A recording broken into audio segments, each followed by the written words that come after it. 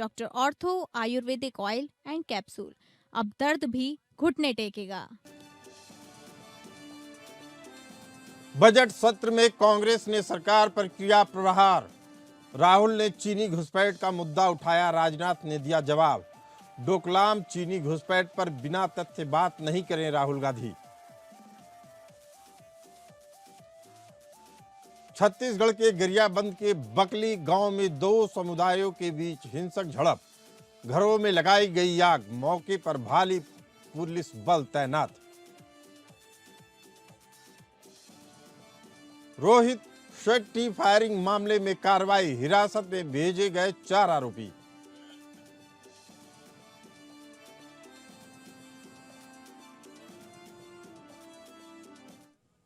नमस्कार, हिसाब किताब के इस खास शो में आपका स्वागत है। मैं हूं डॉक्टर प्रसून। आपको बता दें कि लोकसभा में विपक्ष के नेता राहुल गांधी राष्ट्रपति के अभिभाषण पर धन्यवाद प्रस्ताव चर्चा की तेजस्वी सूर्या की ओर से भारतीय संस्कृति को लेकर कांग्रेस पर लगाए गए आरोप खारिज करते हुए कहा कि वह इसका जवाब देंगे। लोकसभा में नेता विपक्ष राहुल गांधी ने डोकलाम पर पूर्व सेना अध्यक्ष जनरल मनोज नरवणे का कोट करते हुए बोलना शुरू किया। जब राहुल गांधी ने डोकलाम का जिक्र शुरू किया तो जमकर हंगामा मचा। राजनाथ ने डोकलाम और चीनी घुसपैठ को लेकर राहुल गांधी के बयान शुरू होते ही तथ्य की विश्वसनीयता पर सवाल उठाए।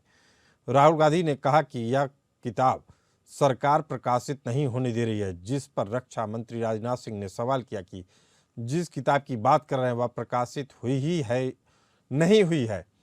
राजनाथ ने कहा जब यह किताब प्रकाशित ही नहीं हुई है तो इसके बारे में कोई भी तथ्य संसद में रखना उचित नहीं है। राजनाथ ने कहा कि राहुल गांधी डोकलाम चीनी घुसपैठ पर बिना तथ्य बात नहीं करे। इससे पहले विपक्ष इस मामले पर सरकार को घेरने की कोशिश की।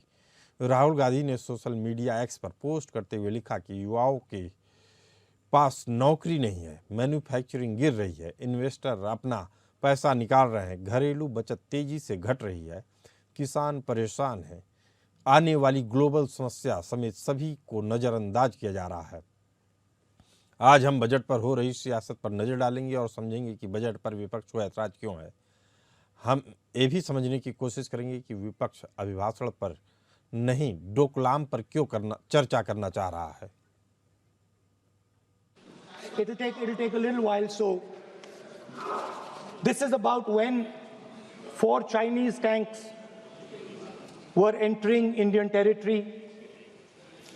They were taking a ridge in Doklam, and the army chief writes, and I quote from an article that is quoting his book. The tanks were within a few hundred meters of Indian positions on the Kailash range. No, sir, no, sir, no, sir.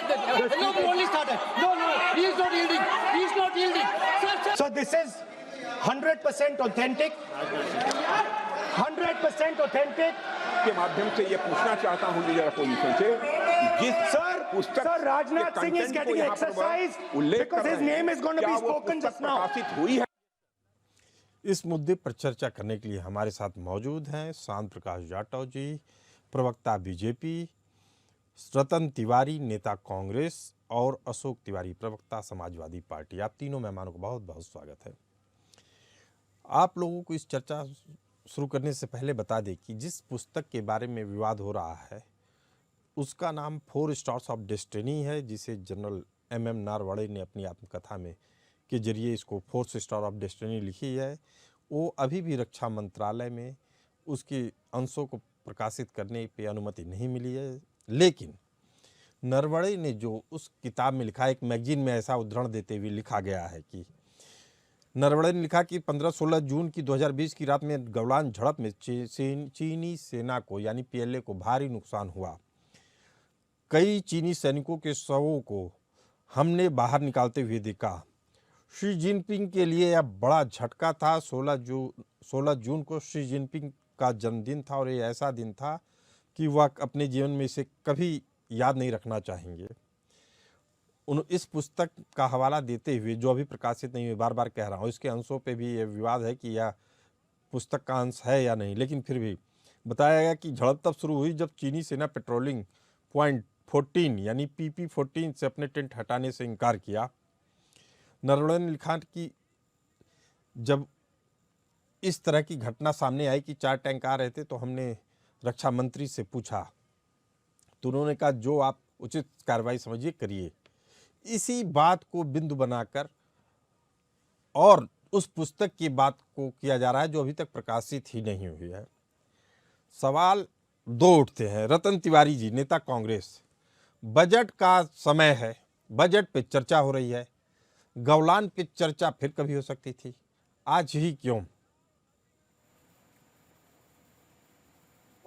देखिए, budget पे चर्चा होनी है, budget पे ही चर्चा होनी चाहिए। Congress party budget पे ही चर्चा करवानी चाहती है, लेकिन ध्यान भटकाने का काम और चर्चा से भागने का काम तो भारतीय जनता पार्टी के लोग कर रहे हैं। और दूसरी बात, जिस प्रकार का बजट आया है वो बजट आप देख लीजिए। हमेशा जब बजट आता था, वो बजट जब आता था तो जो शेयर मार्केट है चेतक घोड़ी की तरह खट खट खट खट खट खट ऊपर भागता था। लेकिन ये इतिहास में पहली बार ऐसा बजट आया है कि शेयर मार्केट धड़ाम से नीचे गिरता गिरता गिरता चले जा रहा है। तो कहीं ना कहीं जो व्यापारी वर्ग है उन्हें ये मार्केट, ये बजट उन्हें पसंद नहीं आया है।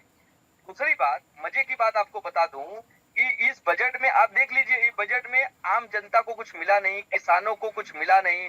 अपने शिक्षा का जो हमारा बजट हुआ रतन करता तिवारी जी, था, किसानों को भी मिला है, आम आदमी को भी मिला है। आप कहिएगा तो मैं आंकड़े पढ़ दूंगा, लेकिन हाँ, आप जो मुद्दा कह रहे हैं, सुन लीजिए रतन तिवारी जी मेरी बात। अरे रक्षा के बजट में कटौती हुई है, 9,000 से ज्यादा सरकारी स्कूल को बंद कर दिया जा रहा है।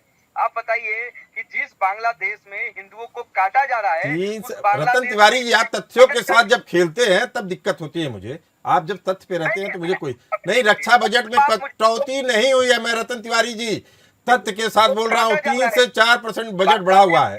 रतन तिवारी जी मेरी बात सुनिए। आप अगर मुद्दे पे बात करेंगे, सही तथ्यों के साथ बात करेंगे। मैं कल दिन भर इसी डिबेट पे था, बजट पे ही। आप कह रहे हैं कि रक्षा बजट कम हो गया। इन्होंने खाली डब्बा लाया है, और खाली डब्बा लाके जहाँ चुनाव होना है वहाँ की साड़ी पहन के बजट लाने से वहाँ चुनाव नहीं जीत जाएंगे। आपने देखा था कि बिहार में जब चुनाव हो रहा था तो बिहार की परंपरा वाली साड़ी पहन के आई थी, और बिहारियों की बात हो रही थी, मकाना की बात हो रही थी, आज कहीं और की बात हो रही है। तो देखिए, इस बार का बजट पूरी तरीके से बेकार बजट है, और हम इसको नकारते हैं, और देश की जनता भी नकार रही है। चलिए ठीक है, नकार दिया आपने, बहुत अच्छा किया। अशोक तिवारी जी, प्रवक्ता समाजवादी पार्टी, बजट आने से पहले ही अखिलेश जी ने भी खारिज कर दिया था, कहा था कि इससे कोई मतलब नहीं है, 5% लोगों के लिए बनता है, बहुत कोई मायने नहीं है बजट का। जी सर। तो मैं ये जानना चाहता हूं, मुख्यमंत्री खुद भी रहे, वह भी बजट पेश करते हैं, तो अगर बजट के मायने नहीं है, वो भी देश का बजट जब पेश हो रहा है, तो फिर किस चीज के लिए बजट पेश किया जाता है राज्य में भी? जी सर, आपने सवाल कर लिया, अब जवाब मुझे देने दीजिए। जी सर जी, आपने सवाल कर लिया, अब मैं जवाब दे रहा हूँ उसका। देखिए, राष्ट्रीय अध्यक्ष जी ने जो कहा है सही कहा है। मैं भी वही बात कह रहा हूँ कि भारतीय जनता पार्टी से किसी को उम्मीद करनी ही नहीं चाहिए। उम्मीद करने लायक पार्टी ही नहीं बची है। ठीक है। 2014 से जनता इसको, देश की जनता, उत्तर प्रदेश जनता अच्छी तरह से आकलन कर रही है। जो कहते हैं करते नहीं है, और व्यर्थ की बातें करते हैं, झूठ बोलते हैं, आज जुमले बोलते हैं, तो इनसे उम्मीद क्या किया जाएगा?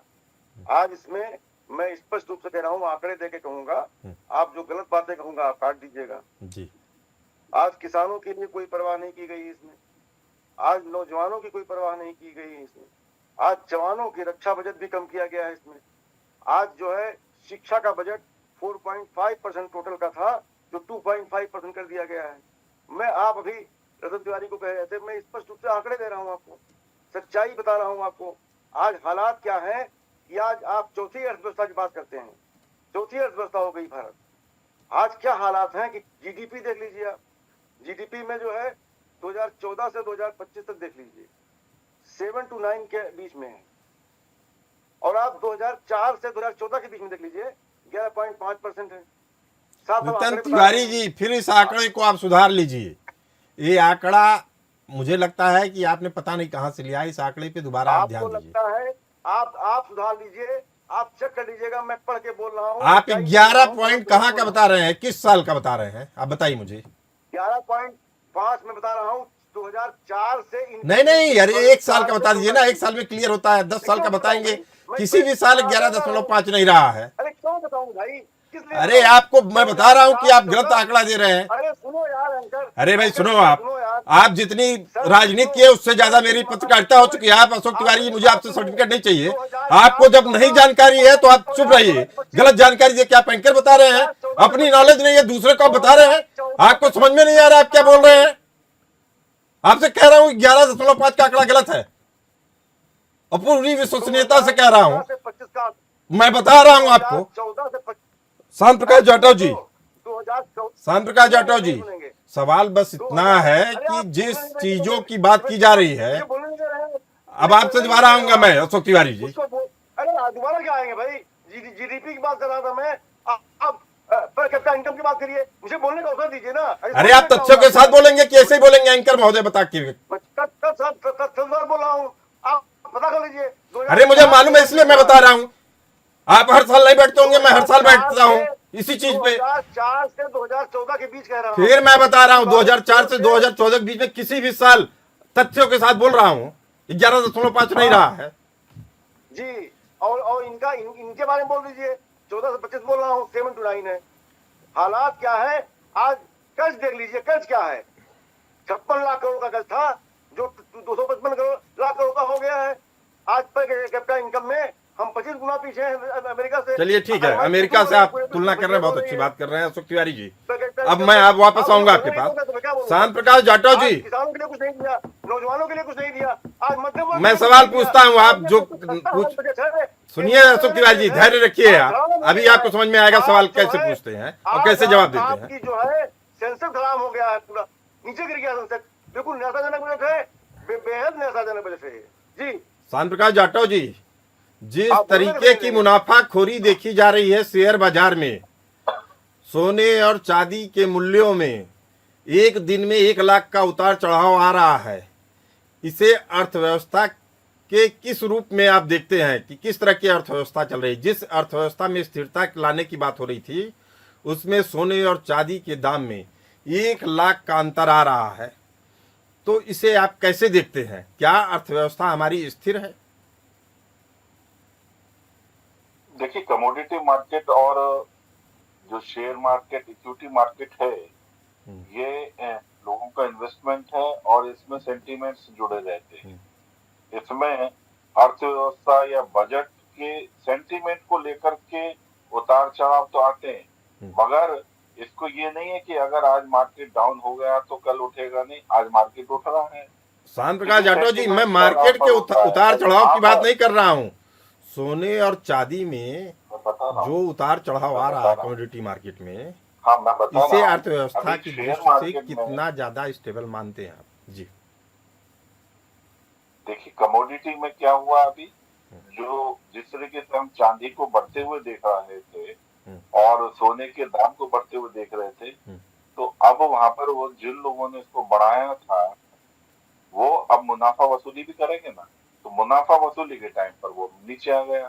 तो ये मार्केट का एक ट्रेंड रहता है, जब इन्वेस्टर पैसा लगाता है तो दूसरा इन्वेस्टर उसको बेचता भी है, और जब उसको दिखाई देता है कि अब मैं इसमें से अपना कलेक्शन निकाल सकता हूँ, जो प्रॉफिट है निकाल सकता हूँ, तो जिस वक्त में वो बेचता है तो उस वक्त में मार्केट नीचे आता है। चलिए शांत प्रकाश जाटव जी, ये आपने अच्छा तथ्य रखा, इससे सहमत हुआ जा सकता है।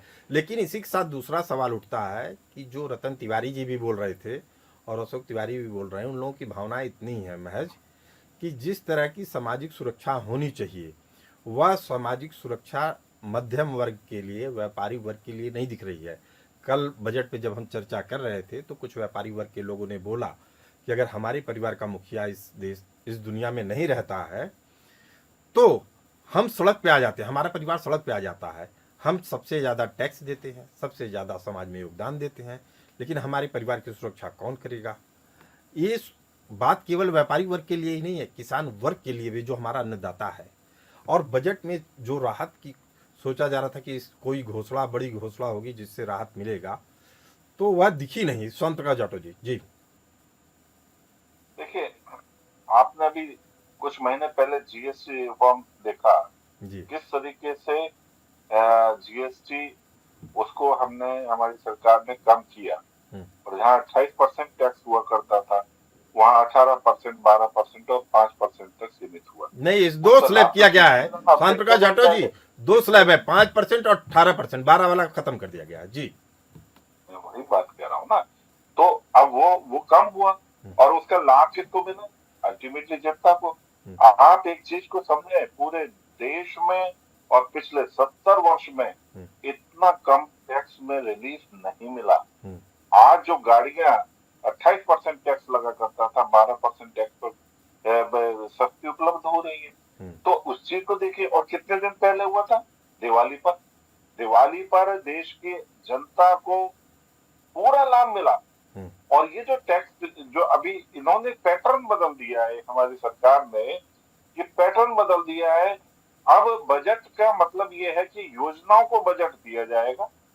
बजट जो है, आप देखो ना पिछले बजट में क्या हुआ, आप 7 लाख से ज्यादा और वो 7.5 लाख हो जाएगा इनकम टैक्स का स्लैब, सीधा 12 लाख हुआ, सीधा जनता को लाभ मिला।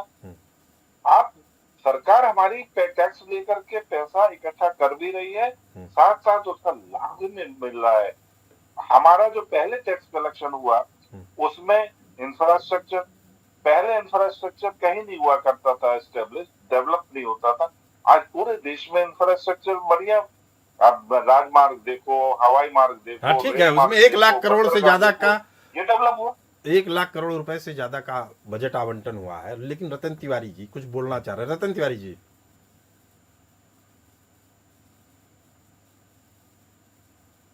रतन तिवारी जी, मेरी आवाज मिल रही है आपको? रतन तिवारी जी को हमारी आवाज नहीं आ रही है। मैं पीसीआर से आग्रह करूंगा कि उन्हें दोबारा जोड़ने की कोशिश करें। अशोक तिवारी जी, जिस तरीके की बात कह रहे हैं कि विकास का बजट था, ये संसद में आज उसी पे बहस भी हो रही है, लेकिन जब राहुल गांधी जी का भाषण हुआ तो डोकलाम पे चले गए। इसे आप किस तरीके से आंकते हैं, इस तरह की प्रतिक्रिया को? जी देखिए सर, संसद होती है, उसमें सभी मुद्दों पर बात करते हैं लोग। नेता विपक्ष हैं, वो उन्होंने बात अपनी रखी, वो अलग विषय है। आज बजट पे आप बात कर रहे हैं। बजट पे मैं स्पष्ट रूप से कहना चाहूंगा कि इस बजट में निराशाजनक बजट है, ये संवेदनहीन बजट है, ये आम जनता से कटा हुआ बजट है। खाली 5% लोगों को ध्यान में रख करके बजट बनाया गया है। सवाल इस बात का है, आज हमारा देश पर्यावरण की क्या स्थिति है? कोई बजट में प्रावधान है? आज AQI कहाँ जा रहा है दिल्ली का? आज विश्व की नजरें हैं भारत पर। कोई कैसे इन्वेस्टमेंट करेगा भारत में? कैसे कोई FDI आएगी हमारे यहाँ? सवाल इस बात का, जब AQI इंडेक्स इस तरह से होगा, पर्यावरण संतुलन होगा बिल्कुल, और पर्यावरण पर कोई बजट नहीं दिया जाएगा। आज 4 साल की नौकरी से नाम दी जा रही है, अच्छा बजट कम किया गया है। आप आंकड़े छुपा नहीं सकते हैं, मैं आंकड़े बता रहा हूँ, स्पष्ट रूप से बता रहा हूँ। 4.5 टोटल था शिक्षा बजट में, 2.5 कर दिया गया है। आप पता कर लीजिए, तब मुझे गलत कहिए आप। शांत प्रकाश जाटव जी आपकी बात का जवाब देंगे। शांत प्रकाश जाटव जी, सरकार शिक्षा पर ध्यान नहीं दे रही है, शिक्षा को कूड़े में डाल रही है। ठीक है अशोक तिवारी, अब बात सुन लीजिए शांत प्रकाश जाटव जी की। मेडिकल में डॉक्टरों की नियुक्तियां नहीं हो रही हैं, शिक्षकों की भर्तियां नहीं हो रही हैं, बेरोजगारी बढ़ती जा रही है देश के अंदर। अशोक तिवारी जी, अगर एक सवाल पूछेंगे तो एक सवाल का जवाब ले लेंगे हम। शांत प्रकाश जाटव जी बैठे हैं। जी शांत प्रकाश जाटव जी, तिवारी जी बोल रहे हैं, चुनावी भाषण नहीं हो रहा। आप ये देखिए, सरकार ने हर एक सेक्टर के लिए पैसा दिया। शिक्षा पर बताइए सर। किसान के लिए भी पैसा दिया, शिक्षा के लिए भी दिया। आप क्या समझ रहे हैं? शिक्षा के लिए क्या कम क्यों कर दिया शिक्षा के लिए? बजट में कमी क्यों कर दी? जितनी आवश्यकता है उस हिसाब से पैसा दिया जाता है, ऐसा नहीं होता है। हाँ, शिक्षा में आवश्यकता नहीं है। शिक्षा को आज गर्त में डाल दीजिए। देखिए, आपको पता ही नहीं है बजट का, जो आप शिक्षा हमारे देश की रीढ़ है सर। हमारे यहाँ बजट शिक्षा देश की रीढ़ होती है, सदुपयोग ध्यान होता देना है। चाहिए जी। विदेश जाने वाले बच्चों के लिए शिक्षा में रियायतें दी गई हैं। अरे भाई, शांत प्रकाश जाटव जी, 5000 इंटरमीडिएट के विश्वविद्यालय प्राइमरी एजुकेशन की घोषणा की गई है। 3 आयुर्वेदिक एम्स बनाने की बात की गई है। ये सब आप बता सकते हैं? बताए ना, इन्होंने पढ़ा है क्या? अरे हम लोग आपने जिस तरीके से मैं शिक्षा अच्छी तरह पर जानता काम हूँ। कर अच्छा, रतन तिवारी जी की बात सुन लीजिए। रतन तिवारी जी जुड़ गए हमारे साथ। आप बिल्कुल आप रतन तिवारी जी, बिल्कुल नेता कांग्रेस, बेसिक इस शिक्षा बजट का में आपने किसकी घूमने फिरने पे अपेक्षाएं छूट दी पूरी है। नहीं हुई? रतन तिवारी जी छूट के दी है, और जो है हमारा जो गरीब वर्ग है उसको आप खा गए हैं। किसानों की गरीब वर्ग, अपेक्षाएं मध्यम वर्ग पूरी को नहीं ध्यान हुई, दिया गया है। खाली कुछ वर्ग युवाओं को की अपेक्षाएं घूमने पूरी फिरने नहीं पे हुई। दिया गया है। रतन जो तिवारी जी, आपसे जानना चाहूंगा वो कौन सी अपेक्षाएं थी जो पूरी नहीं हुई? रतन तिवारी जी, ने जो वो उम्मीद लगा कौन के सी रखी अपेक्षाएं थी जो सरकार पूरी से, नहीं हुई? उम्मीद पे पानी फेरा गया। गरीबों को कहीं न कहीं आप पूरी तरीके से ये बजट में आपने कुछ दिया ही नहीं। आपने पूरा जो लिफाफा लेके आया वो लिफाफा तो बंद था, लेकिन लिफाफे के अंदर कुछ निकला ही नहीं। के साथ है जो बहुत आप कह रहे हैं बजट उदासीन था। आप 95% लोगों के विरोधी हैं, 95 के विरोधी हैं, 5 के साथ हैं आप बस। जी रतन तिवारी जी, मैं जी, पूछ जी। रहा हूं कि शिक्षा के क्षेत्र में आपकी क्या अपेक्षा थी? रक्षा के क्षेत्र में क्या चाहता अपेक्षा था कि है? हमारी यूपीए सरकार ने जो लगातार शिक्षा के बजट में जो आंकड़े लाए थे, इन्होंने पहले हमारा 4.5% हमारा बजट हुआ करता था शिक्षा पे, आज 2.5 पे लोग लेके चले आए। 9,000 से ज्यादा सरकारी स्कूल बंद कर दिए। रक्षा का जो बजट 17% हुआ करता था, आज वो 13% ला दिए।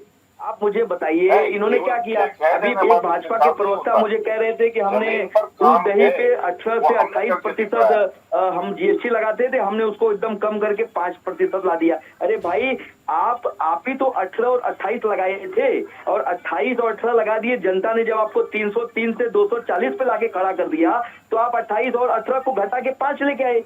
तो आप जनता के ऊपर प्रहार करेंगे तो जनता अपने मताधिकार से आपके ऊपर प्रहार करेगी, और वही प्रहार उन्होंने दिखाया जनता ने कि 303 से 240 पे बैसाखी पे खड़ा कर दिया। अगर अभी भी आप नहीं सुधरे, आने वाले समय में 100 के आंकड़े को से भी नीचे कर देंगे आपको। चलिए ठीक है, आप सभी इस खास चर्चा में आप लोगों का बहुत बहुत धन्यवाद, और उम्मीद करता हूं कि यह बजट आने वाले समय में देश को आर्थिक विकास की नई गति दे सकेगा।